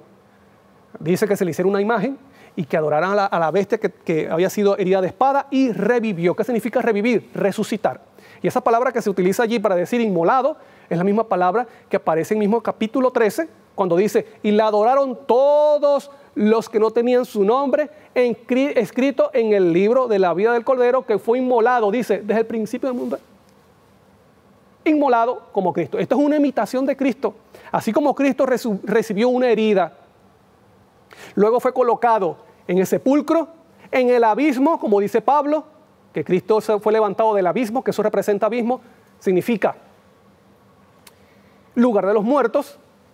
Luego Cristo resucita con poder, con más poder. ¿Fue resucitado por quién? Bueno, en varias partes de la Biblia dice que fue resucitado por su Padre. Por eso que tú ves en Apocalipsis 13 que el dragón, que hace una representación del Padre, es el que hace, el que levanta a esta bestia, el que resucita a esta bestia del abismo. Yo te voy a leer unos versículos para que veas que esta bestia de Apocalipsis 13 se levanta del abismo. Hay una característica que te dije acerca de que se maravilló los habitantes de la tierra, que no tenían su nombre escrito en el libro de la vida. Mira lo que dice Apocalipsis 17, 8. La bestia que has visto era y no es, y está para subir ¿de dónde? Del abismo, e ir a perdición. Los habitantes de la tierra, aquellos cuyos nombres no están escritos en el libro de la vida, desde la fundación del mundo, se asombrarán, se maravillarán, viendo la bestia que era y no es. Hay una conexión, ¿viste? Hay una conexión. Los que adoran a la bestia son los que no tienen su nombre en el libro de la vida. ¿Y dónde sale esa bestia? Del abismo. También Apocalipsis 13 te dice que esa bestia le hará la guerra a los santos y los vencerá. Vamos a Apocalipsis 11. En Apocalipsis 11 también te habla acerca de esta bestia y dice, Apocalipsis 11, 7, cuando hayan acabado sus testimonios, el pueblo de Dios, el pueblo remanente de Dios, la bestia que sube del abismo hará guerra contra ellos y los vencerá y los matará. Lo mismo que dice Apocalipsis 13 de esta bestia, le hará la guerra y los vencerá. Ahora, tú te preguntarás, tú dirás, bueno hermano, mire, usted está especulando. Usted está diciendo algo que es delicado porque la bestia no sube del abismo. Apocalipsis dice claramente que sube del mar. Bueno, la misma Biblia te dice que abismo tiene relación con el mar. ¿Tú sabías eso? ¿Tú sabías que el abismo tiene una relación con el mar? En Apocalipsis, en Daniel 7, esta bestia que se menciona allí, que la visión que recibió Daniel se levanta ¿de dónde? De un mar agitado. Un mar, dice que los cuatro vientos del mar combatían allí los cuatro vientos del cielo combatían en el gran mar, y que de ese mar agitado por los cuatro vientos, entonces surgen estas bestias. Y en Apocalipsis 13 vemos que el dragón se planta en la orilla del mar, y en un mar dice que se levanta esta bestia. Pero esta bestia surge del abismo que está en el mar. Voy a compartir contigo estos versículos. Mira lo que dice Génesis 1:2, la misma palabra lo confirma. En Génesis 1:2 dice, y la tierra estaba desordenada y vacía, y las tinieblas estaban sobre la faz del abismo. Y el Espíritu de Dios se movía sobre la faz ¿de qué? De las aguas. Te dice, faz del abismo, faz de las aguas. ¿Y qué son las aguas? Mar. En Job 38, hay más versículos, pero yo tomé esto por cuestión de tiempo. En Job 38, 16 dice, has entrado tú hasta las fuentes del mar y has andado escudriñando el abismo. El abismo tiene relación con el mar. Isaías 51:10, ¿no eres tú el que secó el mar, las aguas del gran abismo? Te vuelvo a preguntar entonces, ¿la bestia de Apocalipsis 13 surge de dónde? Del lugar de los muertos, porque recibió la herida. Porque esa bestia es una imitación de Cristo.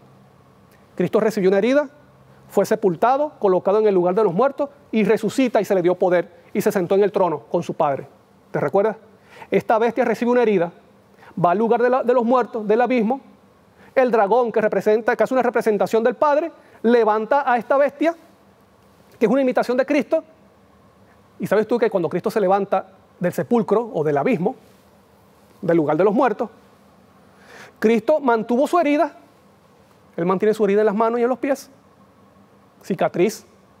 Lo que dice Apocalipsis. Vi como una de sus cabezas como inmolada a muerte, pero su herida mortal se curó. Estamos viendo una bestia resucitada. Entonces, se le dice que el dragón le dio su poder, su trono y gran autoridad, así como el Padre hizo con Cristo. Yo quiero hablarte sobre las características rápidamente de esta bestia que aparece en Apocalipsis 13. Mira, ¿cuál es una de las características? Dice que su cuerpo era como semejante a un leopardo. Cuando nosotros, muchas veces, cuando estudiamos esto, solamente hacemos referencia a que esta bestia tiene relación con las bestias que se levantan en Daniel 7. ¿Por qué? Porque se menciona leopardo, se menciona oso y se menciona león. Pero cuando la Biblia te dice una característica, querido amigo y hermano, esa característica es de suma importancia. Te está diciendo algo. ¿Qué significa que esta bestia era semejante a un leopardo? ¿Solamente significa que esta bestia son las que se habla en Daniel 7 o está enseñando algo más? Bueno, el leopardo representa a Grecia. Y mira lo que se dice de Grecia. Vamos a Daniel 7.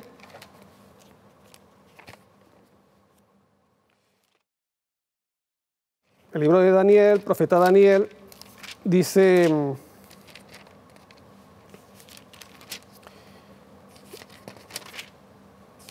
En Daniel 7, hablando acerca del leopardo, que es la bestia que es semejante a un leopardo que sube del mar, agitado, versículo 6 dice, después de esto miré y vi otra semejante a un leopardo, con 4 alas de ave en sus espaldas. Esta bestia tenía 4 cabezas y le fue dado dominio.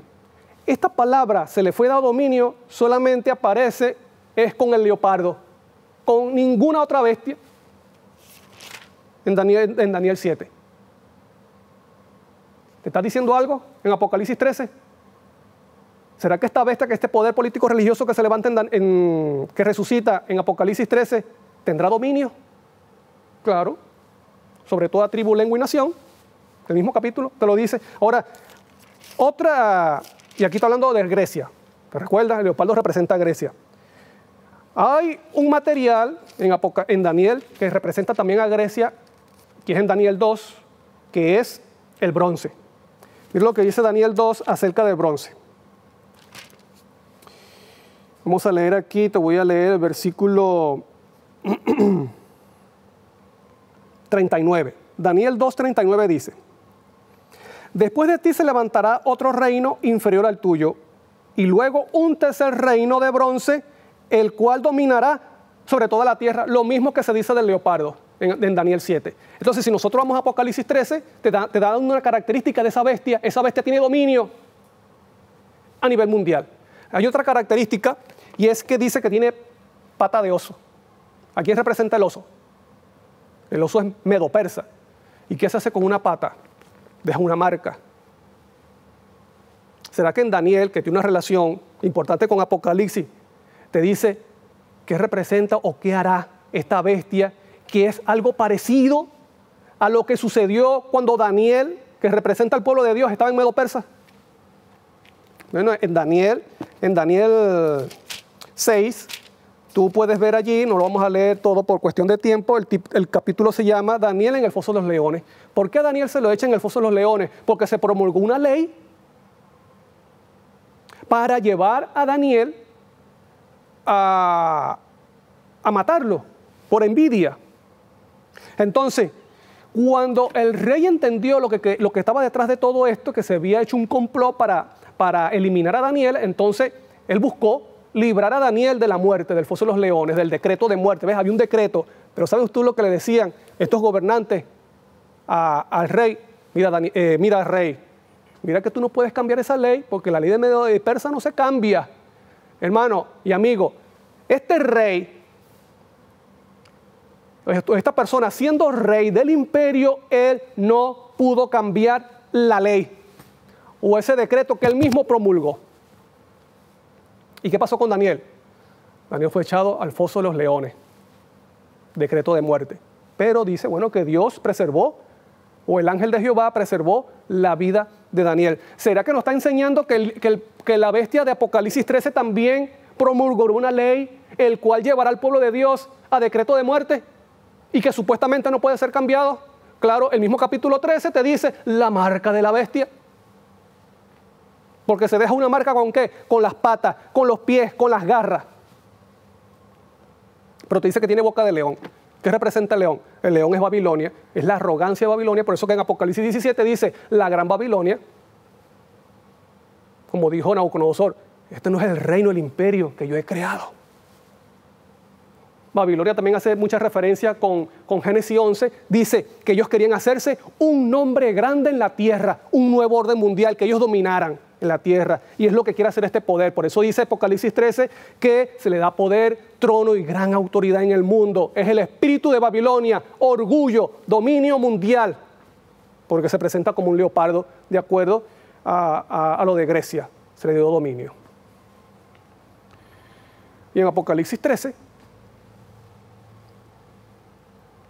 Apocalipsis 14, bueno, Apocalipsis 13 nos muestra estos poderes que Satanás utilizará para hacerle la guerra al pueblo de Dios en el tiempo del fin. Persigue, En Apocalipsis 12 lo persigue, luego en Apocalipsis 13 Dios acerca la lupa y nos enseña más detalles de esos personajes que Satanás utilizará en el tiempo del fin para perseguir al pueblo de Dios. Entonces en Apocalipsis 14 entramos cuando vemos el mensaje, esa amonestación final que se dará en este mundo. ¿Por quiénes? Por los fieles de Dios, el mensaje de los tres ángeles.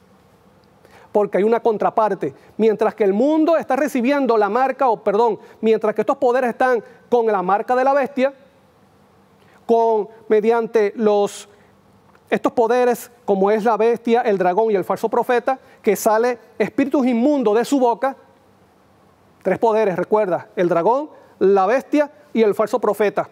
El falso profeta es la bestia, la segunda bestia de Apocalipsis 13, el cual lleva a que el mundo adore a la bestia que ha resucitado. Entonces, pero también está el dragón. ¿Te recuerdas los tres poderes? Bueno, entonces dice, pero hay un mensaje de tres ángeles que el mundo debe conocer. Y ese mensaje es dado ¿por quién? Por aquellos que viven el evangelio. Por eso dice, tienen el evangelio eterno. Viven el evangelio. Siguen al Cordero por donde quiera que va. Y luego les comento lo que aparece en Apocalipsis. Después de Apocalipsis 14. Para mí, Apocalipsis 14 no debiera terminar allí. Luego vemos la venida de Cristo Jesús. Ahí mismo, después del mensaje de los tres ángeles, vemos la venida de Cristo Jesús, que dice que pisa el lagar de la ira de Dios, que es la destrucción de los impíos, representado por uvas. Y vemos el capítulo 15, que para mí el capítulo 14 no debería terminar allí. El capítulo 14 debería terminar en el capítulo 15, versículo 5, cuando dice Juan, después de estas cosas miré y fue abierto en el cielo el santuario cuando vinieron las plagas. ¿Y qué es lo que vemos en Apocalipsis luego aquí, Apocalipsis 15, luego de estas bestias, del mensaje de los tres ángeles y de la venida de Cristo Jesús? Bueno, dice, vi en el cielo otra señal, otra grande señal admirable, 7 ángeles con las 7 plagas postreras, porque en ella se consumó. Aquí dice se consumaba, en el original dice se consumó porque ya es pasado. Se consumó la ira de Dios. También vi como un mar de vidrio mezclado con fuego, y a los que habían alcanzado la victoria sobre la bestia y su imagen, sobre su marca, el número de su nombre, de pie sobre el mar de vidrio con la arpa de Dios, y cantaban el cántico de Moisés, siervo de Dios, y el cántico del Cordero, diciendo, está pendiente de lo que dicen aquí, diciendo, grandes y maravillosas son tus obras, Señor Dios Todopoderoso, justos y verdaderos son tus caminos. Están vindicando, vindicando el nombre de Dios. Justos, verdaderos son tus caminos, Rey de los santos. ¿Quién no temerá? Te recuerda que el mensaje de los tres ángeles dice, teme a Dios, porque esta es la respuesta al mensaje de los tres ángeles, es el resultado del mensaje de los tres ángeles. Entonces dice, justo y verdadero son tus caminos, Rey de los santos. ¿Quién no te temerá, Señor, y glorificará tu nombre? Teme a Dios y dale gloria. ¿Te recuerdas? Pues solo tú eres santo, por lo cual todas las naciones vendrán y te adorarán. Y adora a Dios, al Creador, porque tus juicios se han manifestado. La hora de tu juicio ha llegado. Y luego el capítulo 16, bueno, vemos allí cuáles son los juicios de Dios, que son las 7 plagas. Entonces, hay una lógica en Apocalipsis, hay una secuencia, día de expiación, eliminar el pecado que comienza ¿dónde? En el pueblo de Dios, luego pasa a las naciones, luego pasa al exterminio del pecado en el universo, expiación final. Y termino diciéndote esto. En Apocalipsis 12, mira cómo comienza con una palabra allí importante. En Apocalipsis 12 dice, versículo 1, apareció en el cielo una gran señal, una mujer vestida de sol, con la luna debajo de sus pies y sobre su cabeza una corona de 12 estrellas, haciendo referencia al pueblo de Dios. Pero dice una señal. Juan dice, y vi en el cielo una gran señal. Y esa gran señal está haciendo referencia ¿a quién? Al pueblo de Dios. Pero esa palabra señal también es utilizada para señalar al dragón. Mira lo que dice el versículo 3. Otra señal apareció en el cielo, un gran dragón escarlata que tenía 7 cabezas y 10 cuernos. ¿Ves? Dice, vi una señal, una mujer vestida de sol, que es la justicia de Cristo.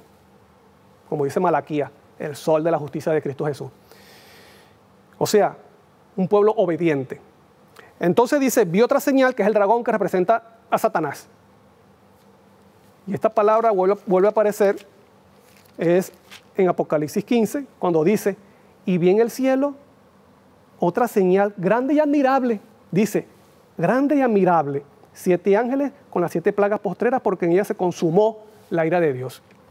¿Qué significa que Juan haya visto una señal? Dice la señal de la mujer, la señal del dragón y la señal de estos ángeles. Bueno, la señal en el cielo representa, ¿te recuerdas cuando Cristo dijo, cuando ustedes vean estas señales, bueno, entiendan que el tiempo está cerca? Bueno, la señal en el cielo anuncia que algo se acerca, presagia algo. ¿Y qué es lo que presagia cuando Juan ve la señal de la mujer, la señal del dragón y la señal de los 7 ángeles con las 7 copas de la ira donde se consumó la ira de Dios? Bueno, presagia la destrucción de Satanás, por eso dice que le queda poco tiempo y se llena de ira. Cuando hay un pueblo vestido de la justicia de Cristo, que guarda los mandamientos de Dios y bendique el nombre de Dios en ese juicio que se lleva a cabo, bueno, Satanás ya sabe que le queda poco tiempo y muy pronto vendrá la destrucción final de Satanás, de los impíos y del pecado de este mundo. Eso es lo que anuncia, es la señal. Eso es lo que enseña el mensaje central de Apocalipsis, expiación final, capítulo 12 al capítulo 15, exterminio, eliminación, limpieza del pecado de este mundo y del universo. Ahora, si muy pronto se cumplirá esta profecía, ¿estamos desprendiéndonos del pecado? Y quiero terminar diciéndote, aunque en el mundo, de acuerdo a la profecía de Apocalipsis, hay poderes que se van en contra de Dios, del pueblo de Dios, perdón. Aunque se anuncia que esta bestia le hará la guerra a los santos y los vencerá, pero para el cielo ya son vencedores. Ten presente eso, para el cielo ya son vencedores. Por eso dice Apocalipsis 12, ellos han vencido por la sangre del Cordero y por la palabra del testimonio. Y aunque hay bestias que se levantan con poder, quiero decirte, querido amigo y hermano, la Biblia presenta a Cristo como el león. Este animal o este ser que tiene poder en la selva. Y dice que ese león ha vencido. ¿Con qué intención ha vencido? Para que tú venzas, para que tú seas parte de ese grupo que está, dice, con el cordero que es inmolado, que ha sido inmolado. ¿Con qué intención? Para que tú venzas el pecado, porque dice que esas personas que están con el cordero en Apocalipsis 14 dice, no fue hallada en su boca ni la mentira. Limpieza de pecados en su vida, por eso siguen al cordero. Gracias al sacrificio de Cristo, Cristo se presenta en Apocalipsis, además de testigo fiel y verdadero, se presenta como el león de la tribu de Judá, pero también se presenta como el cordero que fue inmolado. ¿Inmolado para qué? Para darnos la victoria final ante esa expiación que viene. Y puede haber dragón, puede haber bestias, pero Cristo reina desde su trono. Al que venza, se sentará en mi trono, como yo he vencido y me he sentado con mi Padre en su trono. Privilegio que solamente se le da a personas que han caído. Pero gracias a Cristo Jesús, estas personas que son débiles y han caído, tendrán la oportunidad de sentarse en el trono con Cristo Jesús, cosa que quiso hacer y quiere hacer Satanás. Un privilegio para nosotros. Así que atendamos al llamado del testigo fiel y verdadero en las 7 iglesias. Pasemos por la Pascua, que es limpieza de la levadura del pecado, para que podamos ser sellados, podamos ser parte del remanente final que dará el último mensaje a este mundo. Y luego estar en ese mar de vidrio mezclado con fuego, que es la gloria de Dios, cantando el cántico del Cordero, que es el canto de victoria. Quiero terminar con este versículo de Apocalipsis 1:3. Bienaventurado el que lee y los que oyen las palabras de esta profecía y guardan las cosas en ella escritas, porque el tiempo está cerca. ¿Qué significa bienaventurado? Dichoso, feliz, afortunado, y se nos hace una invitación a que podamos ver esa realidad, esa esencia de Apocalipsis. Que es un mensaje ¿para qué? Para la última generación, para nuestra generación, para este tiempo. En una oportunidad, un hermano de la iglesia con que yo comencé a tener una amistad. Un día estábamos en la casa, yo iba para su casa o él iba para mi casa y compartíamos, salíamos. Y un día me dijo, mira, yo te voy a confesar algo. Antes cuando tú ibas a la iglesia, tú me caías mal, él me dijo a mí. O sea, yo le caía mal a él. Tú me caías mal porque tú no hablabas con nadie. Tú llegabas a la iglesia, te sentabas al lado de tu mamá y no compartías con nadie. Y así cuando terminaba el culto, tú te levantabas con tu mamá y te ibas. Y no compartías con nosotros. Así que yo no me imaginaba que luego iba a haber una amistad entre nosotros. Y esa visión que yo tenía de ti se me quitó. Mira, tanto así que vengo y te visito y comparto contigo y tenemos una amistad y nos reímos y todo lo demás. Y yo le dije, bueno, que en ese tiempo mis amistades estaban fuera de la iglesia. Yo no tenía mucha amistad dentro de la iglesia. Y como no tenía mucha amistad, bueno, yo no hablaba. Solamente era saludo. Porque yo andaba en otra cosa. Yo andaba en la música rock, tocando batería, entre otras cosas, ¿no? Pero esto nos estará pasando con el libro del Apocalipsis. Que tenemos una visión un poco diferente a lo que es realmente este maravilloso libro. Porque no hemos compartido, no lo hemos compenetrado, no hemos entrado en la esencia de este libro para que podamos comprenderlo, lo que está sucediendo en este tiempo, porque la misma sierva del Señor dijo que cuando se comprendan realmente ese libro, dice, habrá un reavivamiento. Lo que estamos esperando como iglesia, el reavivamiento. Y dice que vendrá cuando entendamos realmente el libro de Apocalipsis, juntamente con el libro de Daniel. Así que no veamos Apocalipsis, hermanos, como un libro que ha caducado en la historia. No, la mitad del libro se cumple en la historia. No, el mensaje es para este tiempo y el mensaje se mantiene. Así que es una invitación de parte de Dios. Bienaventurado el que lee, los que oyen y los que guardan las cosas escritas, porque el tiempo, querido amigo y hermano, está cerca. ¿Quieres tú conocer más de este libro? Y de lo que Dios ha preparado para ti, para este tiempo. Bueno, pídele a Dios en oración, Señor, ayúdame a poder entender más este libro y conocer tu voluntad. Vamos a orar. Amante y eterno Padre Celestial, muchas gracias te damos, Señor, por tus bendiciones, gracias por la oportunidad que nos das de poder compartir de tu palabra.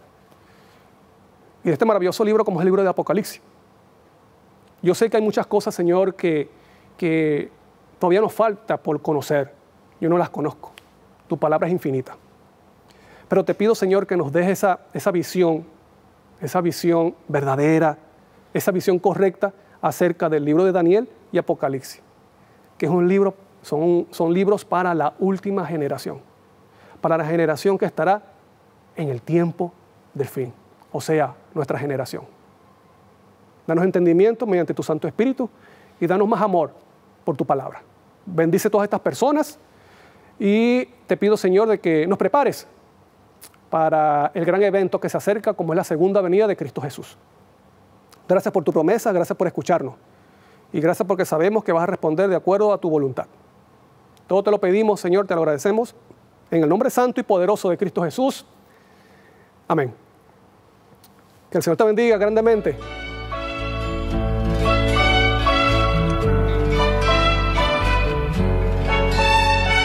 Por nuestro Señor, unidos en verdad, te adoramos con amor.